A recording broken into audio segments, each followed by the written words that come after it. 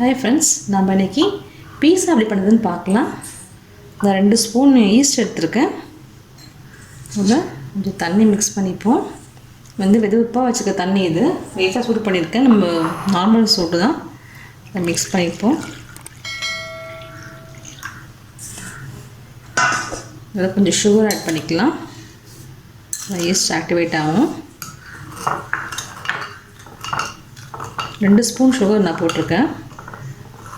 ஒரு 10 minutes ஒரு 2 minutes 5 minutes east activate ஆகிடும். வெயிட் பண்ணுவோம். பாருங்கள், நம்ம ஈஸ்ட் ஆக்டிவேட் ஆகிடுச்சு. மாவு கலந்துக்கலாம். நம்ம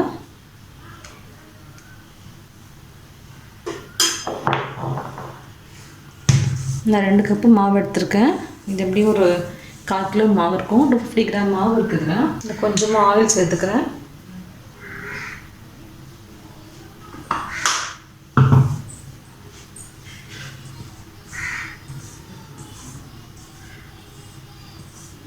நம்ம இதில் இந்த ஈஸ்ட்டை மிக்ஸ் பண்ணிப்போம்.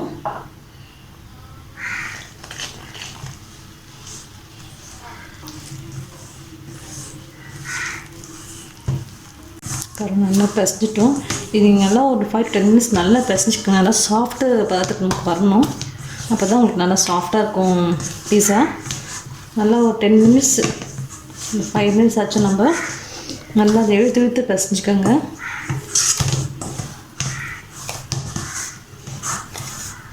நீங்கள் ஈஸ்ட் சேர்க்க விருப்பம்னா நீங்கள் தயிர் கூட ஆட் பண்ணிக்கலாம். தயிர், பேக்கிங் சோடா, பேக்கிங் பவுடர் போட்டு கூட நீங்கள் இது பண்ணிக்கலாம். அதுவும் இதே மாதிரி தான் இருக்கும் உங்களுக்கு. இப்போ நம்ம மாவு ரெடி ஆகிடுச்சு. இது மேலே கொஞ்சமாக நம்ம எண்ணெய் பட்டு வைக்கலாம். அப்போ தான் உங்களுக்கு காயம் நல்லாயிருக்கும். கொஞ்சமாக எண்ணெய் தடவி நம்ம அப்படியே க்ளோஸ் பண்ணி வச்சிடலாம்.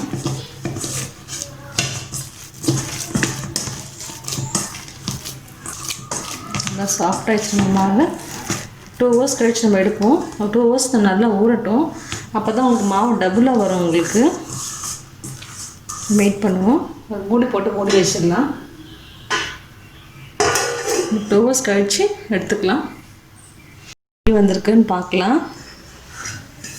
அங்கே ஃபுல்லாக நல்லா உப்பிடுச்சு.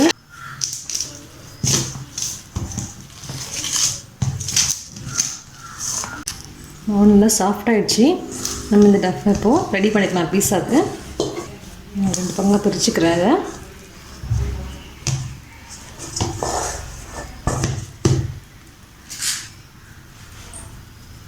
இந்த மாவு நல்லா ரெடி ஆகிடுச்சு. நம்ம ரெடி பண்ணிப்போம். இதுக்கு நான் மேலே போடுறதுக்காக ஒரு வெங்காயம் எடுத்திருக்கேன். ஒரு குடமிளகாய் எடுத்திருக்கேன். கொஞ்சமாக கேரட் துருவி வச்சுருக்கேன். நம்ம அப்ளை பண்ணிவிடுவோம். ஃபஸ்ட்டு ஒரு பிளேட்டில் நான் ஆயில் தடவி வச்சுருக்கேன். இதில் இந்த மாவை நம்ம நல்லா ஊற்றி விட்டுக்கலாம். மெட்டல் பிளேட் கூட வச்சுக்கலாம், ஸ்டீல் பிளேட்டு வச்சுக்கலாம்.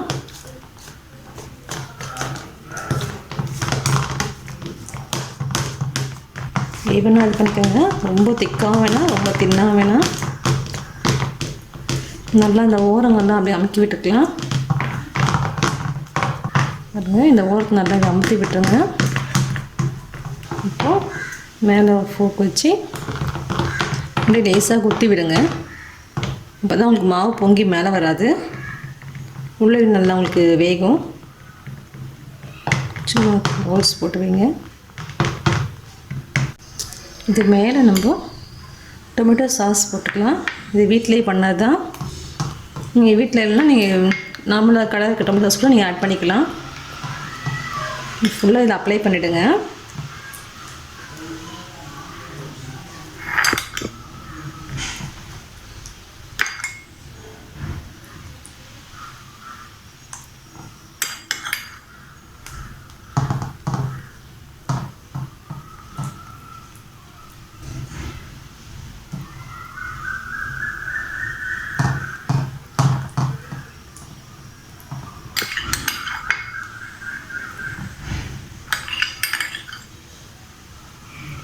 இது மேலே கொஞ்சமாக வெங்காயம் நம்ம போட்டுக்கலாம்.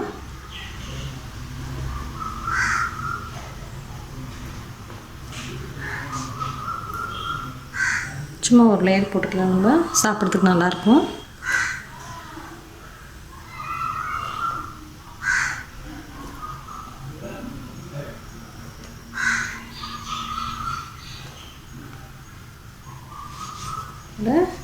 குடமிளகாவும் போட்டுப்போம் நம்ம.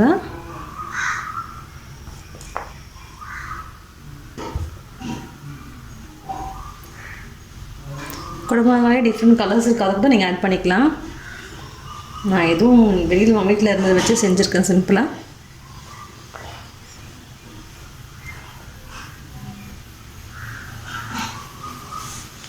மேலே கொஞ்சம் கேரட் போட்டுப்போம். இது நல்லது தான் நமக்கு. எப்படியாச்சும் பசங்கன்னா நமக்கு இந்த வெஜிடபிள்ஸ்லாம் உள்ளே போகும்.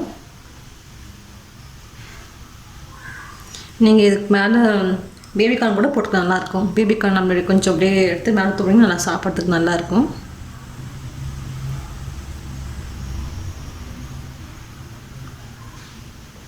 இதுக்கு மேலே நான் கொஞ்சம் சீஸ் ஆட் பண்ணிக்கிறேன். மேலே கொஞ்சமாக நான் சில்லி ஃப்ளேக்ஸ் ஆட் பண்ணிக்கிறேன். இதுக்கு ஒரு ஆப்ஷனல் தான், நீங்கள் வேணும்னா போட்டுக்க வேண்டாம். கொஞ்சம் காரத்துக்கு நல்லா இருக்குன்றதுக்காக அது போடுறேன்.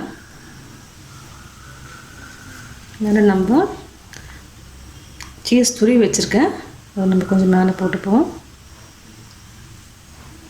இந்த சீஸ் கூட நீங்கள் வெளியில் வாங்கின அவசியம் வீட்டில் கூட செய்யலாம். அது அவங்களுக்கு வேறு வீடியோவில் போடுறேன் எப்படி பண்ணுறதுன்ட்டு.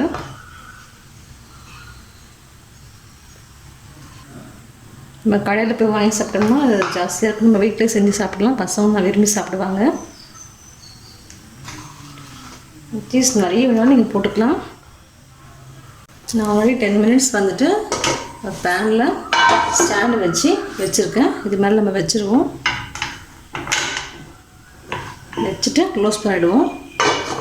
ஏற்கனவே 10 மினிட்ஸ் நான் மீடியம் ஃப்ளேமில் வச்சுருக்கேன், ஃப்ரை பண்ணி வச்சுருக்கேன். இப்போ இது வச்சுட்டு நம்ம ஒரு 10 மினிட்ஸ் வெயிட் பண்ணுவோம். 10 மினிட்ஸ் கழித்து நம்ம பார்க்கலாம். கட்டி வெந்துடும் நம்மளுக்கு. ரெடி ஆகிடுச்சான்னு பார்க்கலாம். பாருங்க, நல்லா வந்து மெல்ட் ஆகிடுச்சு. சீஸில் மெல்ட் ஆகிடுச்சு. இங்கே சைடெலாம் நல்லா வெந்துடுச்சு. அப்போ எடுத்துருவோம் வெளியில்.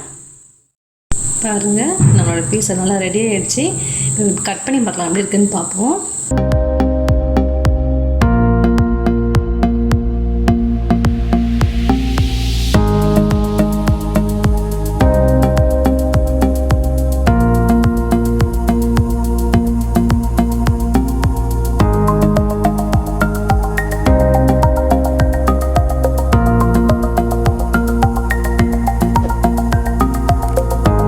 நல்லா வந்திருக்கு, அடியில் நல்லா வெந்திருக்கு. நீங்கள் இந்த ரெசிபி ட்ரை பண்ணுங்கள், உங்கள் கமெண்ட்ஸ் சொல்லுங்கள். தேங்க்யூ.